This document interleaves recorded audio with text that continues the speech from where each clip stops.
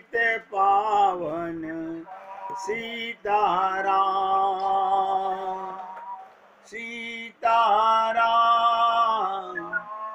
सीताराम। भज प्यारे मन सीताराम सीताराम सीताराम। भज प्यारे मन सीताराम। रघुपति राघव राजा राम पतित पावन सीताराम। रघुपति राघव राजा राम पतित पावन सीताराम सीताराम सीताराम। भज प्यारे मन सीताराम सीताराम सीताराम। भज प्यारे मन सीताराम। बोलिए सियापति रामचंद्र भगवान की जय। राघवेंद्र सरकार की जय। जय जय श्री राधे जय जय श्री राधे। सभी भक्तों से निवेदन, हमने कल आप लोगों से निवेदन किया था कि सुंदर कांड की बहुत गूढ़ चर्चा हम आपके साथ कर रहे हैं, और एक बार नहीं 1 घंटे में 10 बार आप लोगों को चेताया होगा कि एकाग्रचित्त होकर सुनिएगा। हम लोगों का चित्त ही एकाग्र नहीं हो पाता, मन बहुत चंचल है। हम प्रयत्नशील हैं कि नहीं, ये आप सबका हृदय जानता होगा। जो चाहता है वो कामयाब जरूर होता है, क्योंकि भगवान श्री कृष्ण ने कहा था अभ्यास ना कौन्ते, जो अभ्यास करेगा वो कामयाब होगा। कल मैं आपके साथ चर्चा कर रहा था कि देखिए, जगत जननी सीता और प्रभु राम का मिलन बाल कांड में होता है, लेकिन उनकी बहुत ही रमणीय लीलाएं जो चित्रकूट में होती हैं। वन के अंदर चित्रकूट भी है, वन के अंदर अरण्य कांड जो आता है जिसमें दंड कारण आता है, वो भी वन के अंदर ही है। मैंने दोनों प्रसंग आपके सामने रखे थे कि राम कथा मंदाकिनी है। अगर आपका हृदय के अंदर, आपके अंतःकरण में भगवान को पाने की जिज्ञासा, लालसा और उत्कंठा है, तो आपके अंतःकरण में भगवान की लीलाएं चलती रहेंगी। जैसे चित्रकूट के अंदर अत्रि मुनि का होना, अनसुईया का होना, वाल्मीकि का होना, ऐसे अनेक ऋषि मुनि संत महात्मा भगवान राम को वहां मिलते हैं। तो वहां की जो लीलाएं हैं वो चित्त को एकाग्र करने के लिए। जिस व्यक्ति का चित्त भगवान की लीलाओं में नहीं लगता, समझ लीजिएगा अभी वो मन का गुलाम है और उसने अपने जीवन का लक्ष्य भी तय नहीं किया है। इसके बाद हमने आपसे चर्चा की, यही चित्त है, यही अंतःकरण है जहाँ चित्रकूट मंदाकिनी भगवान राम की लीलाएं चल रही हैं, और यही अंतःकरण है जहाँ दंड कारण की लीलाएं चल रही हैं। आपके मन में काम, क्रोध, लोभ, मोह भरा हुआ है तो आपका अंतःकरण अभी दंड कारायण है। और दंड कारायण के अंदर भी हमने आपसे निवेदन किया कि वहां शंकर भगवान के साथ भी लीला होती है, उनकी भी परम शक्ति सती का बिछो होता है। वही दंड कारायण है जहां भगवान राम और सीता का वियोग होता है। तो क्या दंड कारायण में नहीं जाना चाहिए? जाना चाहिए, लेकिन अपने चित्त को संभाल के रखना चाहिए। ये शरीर, मनुष्य शरीर दंड कारायण ही है। यहाँ पे वासनाएं, यहाँ पे मोह, यहाँ पे स्नेह, ये सब अगर आते रहेंगे तो आप अंतःकरण को स्थिर नहीं कर पाएंगे। हमने आपके साथ भगवान शंकर के माध्यम से कहा कि देखिए, कल आप लोगों ने सुना होगा कि कुंभद ऋषि, किनको कहा? अगस्त ऋषि को कहा जाता है। कुंभ माने घड़े से जिनका जन्म हुआ, घड़े के बेटे, आप सोचिएगा। और उनके पास भगवान शंकर राम कथा सुनने आए हैं। सती ने कहा मैं भी चलना चाहती हूं। ऐसा क्या किया अगस्त जी ने? अगस्त जी ने कोई पाप नहीं किया। उन्होंने भगवान शंकर और सती दोनों की पूजा की, उनकी चरण वंदना की। बस यहीं पर भेद हो गया। आप लोगों ने देखा होगा कि 99% गुरु की हम पूजा करते हैं शिष्य लोग, लेकिन यहां पर उल्टा दिखाया कि स्वयं अगस्त जी भगवान शंकर और सती की पूजा कर रहे हैं। तो सती, मैंने कहा था, बुद्धि की पुत्री है। उनके मन में सदा ये जानने की इच्छा, जिज्ञासा रहती है। उन्होंने क्या सोचा कि मेरे पति समुद्र के समान हैं और कुंभ घड़े के बेटे के पास कथा सुनने आए हैं। कथा का मूल तात्पर्य यही है, जो सागर को, भगवान राम को, सीता को, राधा कृष्ण को भी अपनी लीलाओं में ले आए। वक्ता ऐसा ही होना चाहिए। लेकिन सती नहीं समझ पाई और उन्होंने अपने मन में डिसाइड किया कि मैं लीला नहीं सुनूंगी। बस यहीं से, यही दंड कारायण का असर है।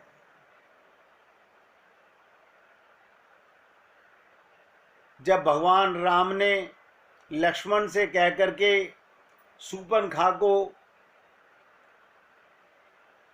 उसके नाक कान कटवा दिए, तो आपने कल सुना कि खरदूषण अपने साथ 14,000 सेना को लेकर के आया। सारे राक्षस हैं। और किस लिए आया? राम का और लक्ष्मण का वध करने के लिए। लेकिन एक विचित्र घटना, कल नहीं आज बता रहा हूं। भगवान राम ने युद्ध करने से पहले लक्ष्मण से कहा कि तुम सीता को लेकर किसी एकांत जगह कंदरा में चले जाओ। क्या युद्ध के लिए लक्ष्मण का रोकना उचित नहीं था? जानत है प्रभु सबके मन की। लक्ष्मण जी तुरंत नमस्कार करके प्रभु राम को, सीता मैया को लेकर कंदरा में चले गए। भगवान राम जब सामने आए तो खरदूषण उनके स्वरूप को देखकर अपना दूत भेजता है, अरे जाके बोलो ये सीता को सौंप दें, हम इनका वध नहीं करना चाहते, इतने सुंदर का वध नहीं करना चाहिए।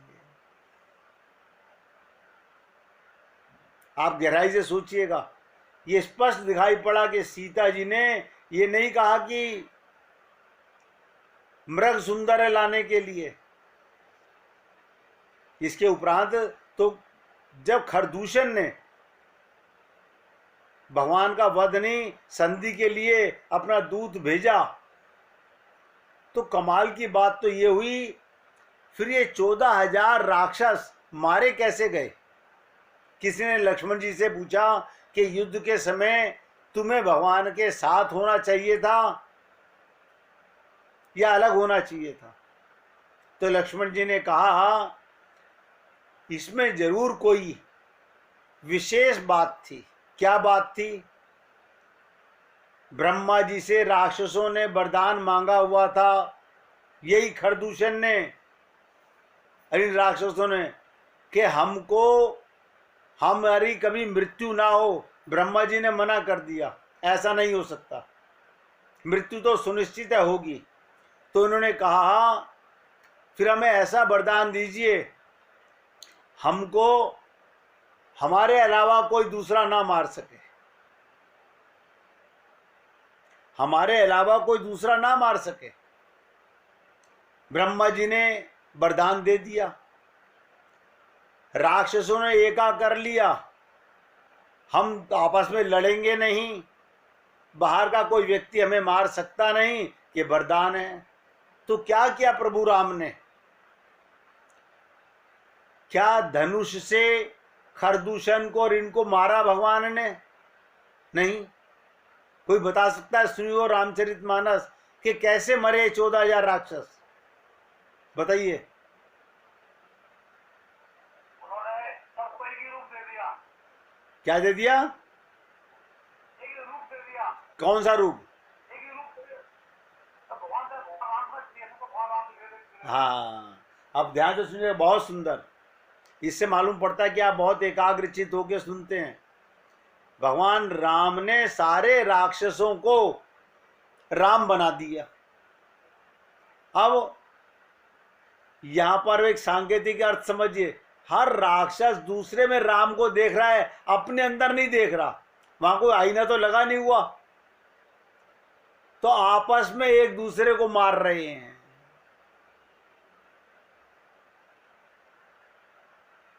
राम ने किसी को नहीं मारा, सबने राम को मारा। भगवान ने ऐसी विचित्रता की, सब एक दूसरे से लड़कर के मर गए। इसी प्रकार जब मैंने आपसे कहा, सबसे विचित्र बात का अनुरोध, जब आदि शक्ति जगत जननी, जिनका हृदय इतना कोमल है, आप प्रसंग को गहराई से अगर समझें तो स्पष्ट दिखाई पड़ेगा, सीता जी ने ये नहीं कहा कि मृग सुंदर है। हम रामचरितमानस तो पढ़ते हैं, लेकिन उसके एक एक शब्द को सांकेतिक तात्पर्य समझने का प्रयत्न नहीं करते। सीता जी ने क्या कहा? सुनौ देव रघुबीर कृपाला, यही मृग करी अति सुंदर छाला। इस मृग की चमड़ा बहुत सुंदर है। मृग सुंदर नहीं, मृग तो चंचल है। जैसे बंदर चंचल है, ऐसे मृग चंचल है। तो क्या इसकी खाल बहुत सुंदर है। सारी समस्या का हल मैंने आपसे कहा था यही है, मृग नहीं, मृग का चमड़ा सुंदर है। मैं तो कहूंगा बस इसी वाक्य में सार छिपा हुआ है। ये मृग नोट करो, व्यक्ति के मन का प्रतीक है, और मन की तरह इस मृग में भी चंचलता विद्यमान है। तुलसीदास जी ने रामायण में मारीच के लिए दो परस्पर विरोध शब्द कहे। एक स्थान पर लिखते हैं, खल बदी तुरंत फिरे रघुबीरा। भगवान ने दुष्ट मारीच को मार डाला। और दूसरे स्थान पर लिखा, अंतर प्रेम तासु पहचाना, मुनि दुर्लभ गति दीन सुजाना। अंदर के प्रेम को भगवान पहचानते हैं। आप और हम लोग, आप अपने आप में देख लीजिएगा, भगवान के प्रेम का मतलब क्या, सब में राम नजर आने लगे, अंतर नजर आ रहा है। इसका मतलब कहीं न कहीं अभी हमारा मन चंचल है, मन में काम क्रोध लोभ भरा हुआ है। सब में राम को देखने में क्या अंतर है, अपनों में भी नहीं देख सकते, जबकि देखना सब में। जित देखूं तित श्याम मई है, सिया राम में सब जग जानी। ध्यान से सुनिएगा, मारीच के महान प्रेम को पहचान कर। अब आप सोचिएगा, मारीच के हृदय में कितना अंतःकरण में प्रेम था, क्योंकि वो रावण के बस में था। रावण ने कहा तुम मेरे साथ चलो और तुम मृग बन जाओ। मारीच मृग था नहीं, और सोने के मृग बन जाओ। रावण ने ऐसा क्यों किया? उसने कहा मैं देखता हूं कि वाकई में भगवान है। उन्होंने कहा जो सोने के मृग के पीछे भागे वो भगवान कैसे हो सकता है? बड़ी विचित्र लीलाएं हैं। अब मारीच अंतःकरण से भगवान का भक्त है, लेकिन गुलाम रावण का है। उसने कहा रावण के हाथों से मारे जाने से बेहतर है मैं भगवान के हाथ से मारा जाऊं, तो भगवान का लोक मिलेगा। प्रश्न ये है कि मारीच के महान प्रेम को भगवान पहचान कर भगवान ने उसे सद्गति प्रदान की। हम आपसे कहते हैं ना, जानत है प्रभु सबके मन की। आपके हमारे मन को भगवान समझते हैं, हम अपने मन को नहीं समझते। क्यों? मन हमारे बस में नहीं है, हम मन के बस में हैं। मैं बहुत बार आप लोगों से पीछे कहता रहा, आप अपने मन को रीड करते रहा करो, देखते रहा करो कि मन में चित्रकूट है या दंडकारण्य है। चित्रकूट माने क्या ये मन अब भगवान की लीलाओं में प्रेम करने लगा है, या ये मन अभी भी तेरे मेरे में, राग द्वेष में, अपने पराये में, मोह माया में फंसा हुआ है। हम नहीं रीड करेंगे तो कौन करेगा? भगवान तो देख ही रहे हैं हमारे मन को, हमें स्वयं को देखना है। देखिएगा, आईने में हम चेहरा तो देख लेते हैं, ये तो बाहर का चमड़ा है। मन को देखो कि मेरा मन कितना गंदा है। तो एक ही व्यक्ति को कभी प्रेमी कहना और कभी दुष्ट कह करके परस्पर विरोध की बात पर विचार करके देखें तो यही हमारे और आपके जीवन का अनुभव है। अगर ये प्रश्न किया जाए कि मन को हम दुष्ट कहें या कि प्रेमी, तो इसका उत्तर यही होगा, जब हम इसमें छल कपट देखते हैं तो लगता है इससे बढ़कर दुष्ट कोई नहीं है। आप अपने मन को देख लीजिएगा, अगर मन में छल कपट है तो ये दंडकारण्य का मन है, और प्रभु की ओर अभिमुख होता है ये मन, तब लगता है इससे बढ़कर प्रेमी कोई नहीं है। सत्संग में बैठ करके एकाग्रता से सुनने वाला भी मन है, ध्यान से सुनिएगा, और वासनाओं की ओर ललचाने वाला भी मन है। इसलिए जब वो बुराई की ओर जाए तब उसे दुष्ट की उपाधि देनी चाहिए।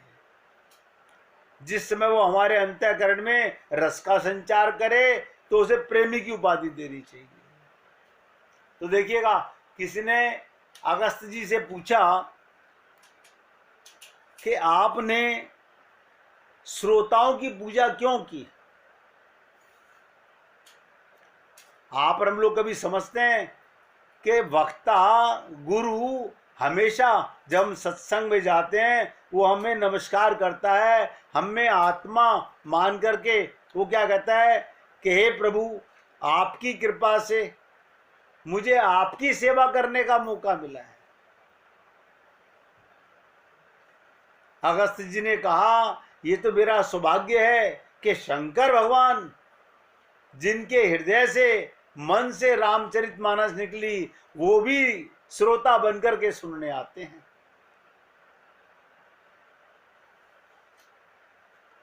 तो मन ही बंधन और मन ही मोक्ष का कारण है।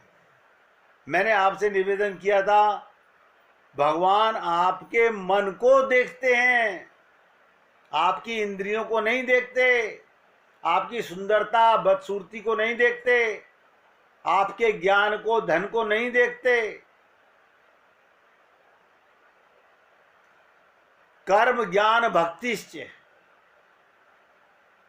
कर्म माने जो सीता को पाने के लिए कर्म कर रहा है, ज्ञान मैंने आपको कहा जिसके मन में शांति स्वरूपा सीता विद्यमान है, और भक्ति जिसके हृदय में भगवान के साथ अंतःकरण में इतना प्रेम हो गया, वो तीनों रूपों में कर्म करेगा तो भगवान के निमित्त, ज्ञान करे प्राप्त करेगा तो भगवान के निमित्त, प्रेम करेगा तो भगवान के निमित्त। रावण कल भी कहा था, अगर आप और हम लोगों के मन में ये जो मोह है, अच्छा मोह कहां पर है आप सोचिएगा, किसी पहाड़ में मोह है ना? अभी आप खेतों में चले जाइए, खेतों में आप देखोगे जहां आपका खेत आया तो आप क्या कहते हो, ये मेरा खेत है, ये मोह है। यही रावण है, यही मलिनता है। एक तरफ तो कह रहे हो सिया राम में सब जग जानी, और एक तरफ ये मेरा घर है, ये मेरा खेत है, ये मेरी चीज है, यही मोह है। और मारीच क्या है, चंचल मन है, और मन भी ऐसा जो मोह के वशीभूत है। ये रावण के वशीभूत था ना मारीच, पर जब उसे सीता जी देखती हैं तो उनके मन में करुणा उत्पन्न हो गई। सीता जी के मन में करुणा आई, वे करुणा भरे हृदय से प्रभु से अनुरोध करती हैं, जो श्रेष्ठ मन वाले हैं उनको तो आप मिल ही जाते हैं, लेकिन जो बेचारा मोह के बंधन में पड़ा हुआ है उसके प्रति भी तो आप अपनी करुणा का परिचय दीजिए। बहुत ध्यान से सुनिएगा।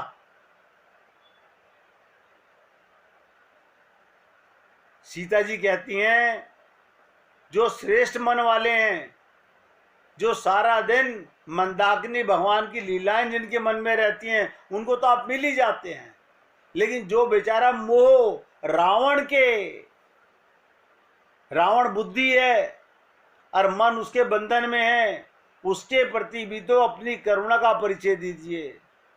आनऊ चर्म कहती बेदेही, अभिप्राय था जब ये चमड़ा हो जाएगा तभी सुंदर बनेगा, क्योंकि जब तक मृग है, जब तक इसमें चंचलता है, तब तक तो भागता ही रहेगा। इसलिए चमड़ा बन जाने का भी प्राय ध्यान से सुनिएगा, मन चंचलता से शून्य हो जाना। आपका हमारा हम शरीर से कहीं जाए ना जाए, मन दौड़ता रहता है, मन ही चंचल है। तो मृग में रक्त भरा हुआ है पर चमड़ा रक्त रहित है, और रक्त से शून्य हो जाने का अभिप्राय है मन में राग की जो वृत्ति है वो मिट जाए। बस भगवान आपके मन में कब अपना आसन बिछाएंगे, कब आपको अनुभव कराएंगे? जब आपके मन की चंचलता मर जाए, राग की भी जो वृत्ति है। राग आप सब समझते हैं, हमारा संसार में, परिवार में, अपने समान में, अरे यहां तक सबको पता है देह मरने वाला है, इसमें इतना राग है, वो मिट जाए। राग ही शरीर से, अगर राग खत्म तो मन तो एक ही है, कहां जाएगा? जब इससे खत्म तो इसके संबंधियों से भी नहीं जाएगा, फिर केवल एक मार्ग है, भगवान के मार्ग पर जाएगा। ये दो ही राह हैं, या तो नीचे गिरने का मार्ग है या ऊपर उठने का मार्ग है। आप अगर अपने देह से प्रेम करते हैं तो नोट कर लीजिएगा, आपका मन स्वाभाविक परिवार में जाएगा, संसार में जाएगा, और आपको मन की सब चीजें पसंद आएंगी। और आपको अपनी देह से प्रेम नहीं है, इससे राग नहीं है। लोग कहते हैं हम घर से राग कैसे छोड़ दें, हम तो नहीं कहते तुम घर से राग छोड़ दो, आप अपने आप से राग छोड़ दो।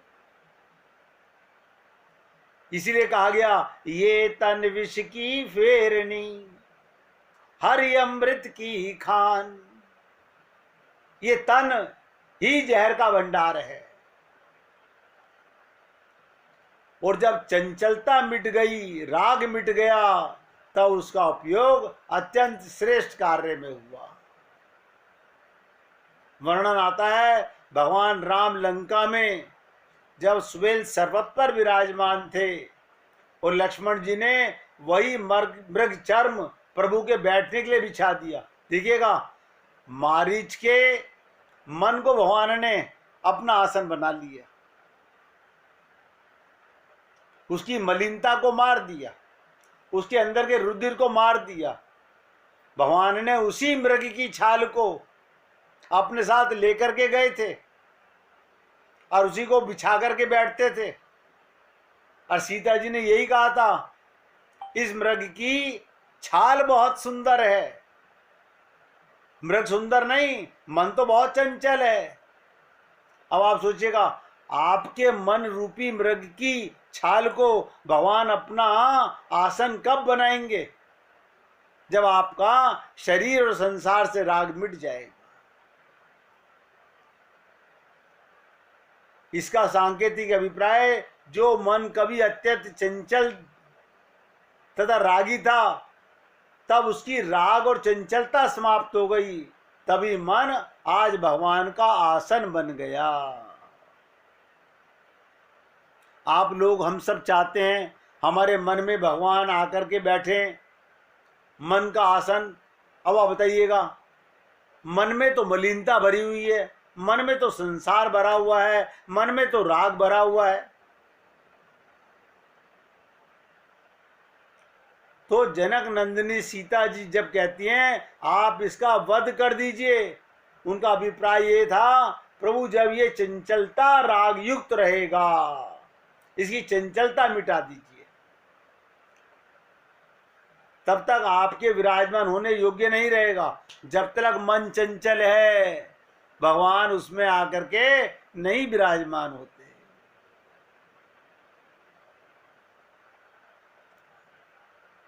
प्रभु तो सबके हृदय में बैठे हुए हैं, हमें क्यों नजर नहीं आ रहे? हमारा मन चंचल है, मन एकाग्र नहीं है। इसलिए आप इसे चंचलता तथा राग से मुक्त कर अपने आसन योग्य बना दीजिए। आप, हम लोग कम से कम भगवान से तो प्रार्थना कर सकते हैं कि हे प्रभु, हमारी की मन की चंचलता को मार दीजिए। जिस प्रकार आपने मारीच के मन की चंचलता को मिटा दिया, इसी प्रकार हे नाथ हम पर कृपा करो। लेकिन हम कहाँ चाहते हैं? हम तो भगवान को धोखा देने में लगे हुए हैं। कोई नहीं कहता संसार में कि प्रभु मेरा मन दूषित है, इसे शुद्ध कीजिए। हम तो शरीर को शुद्ध करने में लगे हुए हैं। बिगड़ा हुआ मन है। इसीलिए मैंने आपसे निवेदन किया, यदि आप इसे चंचलता तथा राग से मुक्त करके अपने आसन योग्य बना दीजिए। इस प्रकार से मन सुंदर की उपाधि पा लेता है। यही मन मलिन है, यही मन सुंदर हो जाएगा। क्यों? ध्यान से सुनो, मन में शरीर में से राग है तो ये मलिन है। मन में शरीर से राग खत्म हो गया तो ये भगवान का आसन बन गया। रामचरितमानस में बहुत ध्यान सुनिएगा, जिस मन में भगवान आकर के विराजमान हो उसे सुंदर बनाना है। रामचरितमानस में 2 प्रकार के मृग हैं। आप कहेंगे 2 प्रकार के मृग? एक मारीच और दूसरे हनुमान जी। हनुमान जी, बंदर क्या करता है? बंदर क्या करता है? इस डाली से उस डाली पर, उस डाली से उस डाली पर। बस इतना ही तो फर्क है कि हिरण नीचे पृथ्वी पर दौड़ता है और बंदर डाली से डाली पर दौड़ता है। और देखिए कमाल की चीज, भगवान ने ये बंदरों को ही क्यों अपनाया? बोले मन की तरह हैं। भगवान मन की दुष्टता, मन की मलिनता समाप्त करने के लिए पशु को भी आत्मसात कर लेते हैं।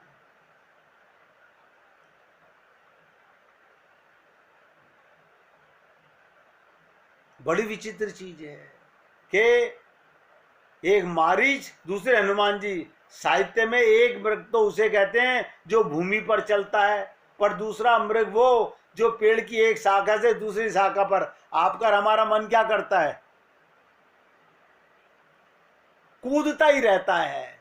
कभी मृग की तरह भागता है, कभी बंदर की तरह उछलता रहता है। तो हनुमान जी शाखा मृग हैं। और रामचरितमानस में कहा गया, शाखा मृग के बड़ी मनुषाई, शाखा ते शाखा पर जाई। प्रभु ने हनुमान जी को सीता जी के पास भेजा। इसका सांकेतिक अभिप्राय बहुत सुंदर था। हनुमान जी का रंग ठीक उसी प्रकार से है जैसे मारीच। मारीच तो सोने का बनकर के आया था और बंदरों का रंग वैसे ही सुनहरा होता है।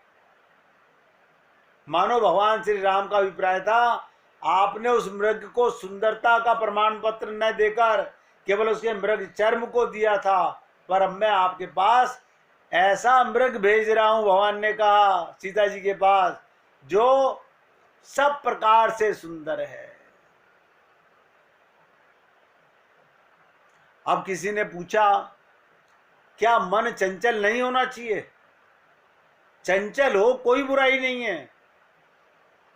फिर क्या इसकी चंचलता जाती कहां है? इसका राग कहां है? आप देखिएगा, जो श्रोता होते हैं उनका मन बड़ा चंचल होता है। आज पता नहीं कौन सी लीला सुनने को मिलेगी। आपके मन में भगवान की लीलाओं को पाने की चंचलता होना, ये सुंदरता है मन की। और मन में मलिनता क्या है? बैठे हैं सत्संग में, ध्यान परिवार में लग रहा है, काम में लग रहा है, संसार में लग रहा है। अब आप समझ गए कौन सा मन की चंचलता सुंदर है और कौन सा दुष्परिणाम देने वाली है। मन की सुंदरता की दृष्टि से यदि विचार करें तो मन वही श्रेष्ठ है, नोट कर लो, जो हनुमान जी की तरह हो। और यदि प्रश्न किया जाए चंचलता हनुमान जी में है या नहीं, तो हमें स्पष्ट दिखाई पड़ेगा हनुमान जी में भी चंचलता है, क्योंकि बिना चंचलता के छलांग कैसे लगाएंगे? आप देखिएगा, अभी हमारे को संसार में निमंत्रण आए, कैसे उछल के जाता है मन, और जाता भी नहीं तो देखिएगा सत्संग सुनते सुनते मुझे 4 दिन बाद वहां जाना है, मुझे अगले हफ्ते वहां जाना है। अभी जाना नहीं है, मगर मन अभी से वहां का झूला झूलने लग गया।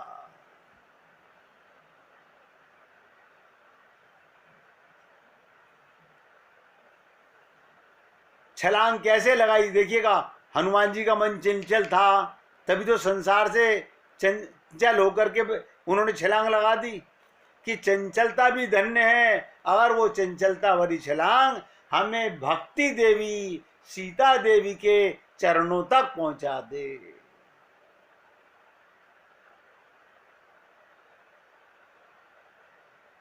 आप देखिएगा, हनुमान जी का शरीर सुंदर है कि हनुमान जी सुंदर हैं? इस संदर्भ में मैं यही कहूंगा, हनुमान जी परम सुंदर हैं, क्योंकि मारीच के जीवन में जो रक्त है वो तो संसार के राग का रक्त है, पर हनुमान जी के शरीर का रक्त तो उन चरणों के अनुराग का रक्त है, जिसके लिए रामायण में कहा गया, क्या कहा गया रामायण में, जही लागी विरागी अति अनुरागी विगत मोह मुनि वृंदा। एक एक शब्द पे ध्यान दीजिएगा। आगे की चर्चा करने से पहले जरा भगवान का